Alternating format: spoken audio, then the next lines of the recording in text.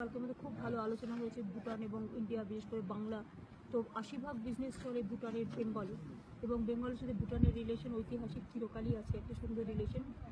গতকাল প্রধানমন্ত্রীর সাথে আমাদের দুবার মিটিং হয়েছে, এবং প্রধানমন্ত্রী নিজে কালকে আবার আমাদের হোটেলে চলে এসেছেন কথা বলার জন্য।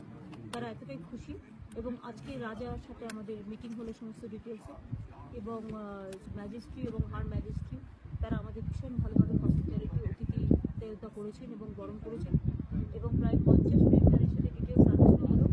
একেবারে সংকোষে জল থেকে শুরু করে ডলোমাইট থেকে শুরু করে জয়ন্তীর যে প্রবলেম, ওটা থেকে শুরু করে জয়গাই গাঁও থেকে শুরু করে একেবারে আমাদের ভুটান ইন্ডিয়া যে কলকাতার উপর দিয়ে দুর্গাপুর অন্ডাল দিয়ে যে ফ্লাইট চালু করার কথা বলা হচ্ছে, সেটা থেকে শুরু করে আমাদের আলু চাষিদের জন্য এখানে যে সিটটা হয় সেই সিটটা বেঙ্গলে নিয়ে যাওয়ার জন্য, ট্যুরিজম প্যাকেজ তৈরি করার জন্য। কারণ আমরা অলরেডি আমাদের স্টেট গভর্নমেন্ট এমপ্লয়িজদের আমরা এলটিসি অ্যালাউ করেছি ভুটানে আসবার জন্য। ভুটান, ব্যাংকক, কৈলালামপুর, যেমন বাংলাদেশ, নেপাল, কাঠমান্ডু, এই সমস্ত অনেকগুলো জায়গায় সেরকম ভুটানের সাথেও তো হয়েছে। সুতরাং আমাদের লোকজনরা যারা আসবে তাদের যে ট্যুরিজম প্যাকেজ সেসব ব্যাপারেও অনেক কথা হয়েছে।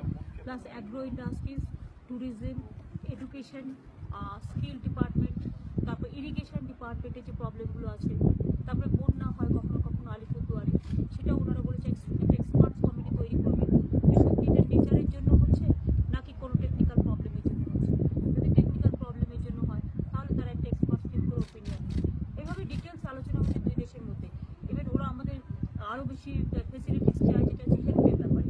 কারণ হেলথ খুব কস্টলি, এবং এখানকার রাজ্যে যেটা বারবার করে বলছিল যে আমাদের সবাই ম্যাক্সিমাম যায় ব্যাংকক, কিন্তু ব্যাংককে হচ্ছে প্রচুর আমাদের খরচা বেশি হয়, এবং সেক্ষেত্রে আমরা কলকাতাটাকে আর ভেলোরটাকে ইউজ করলে আমাদের ট্রিটমেন্টটা ভালো হয় এবং অনেক চিপ।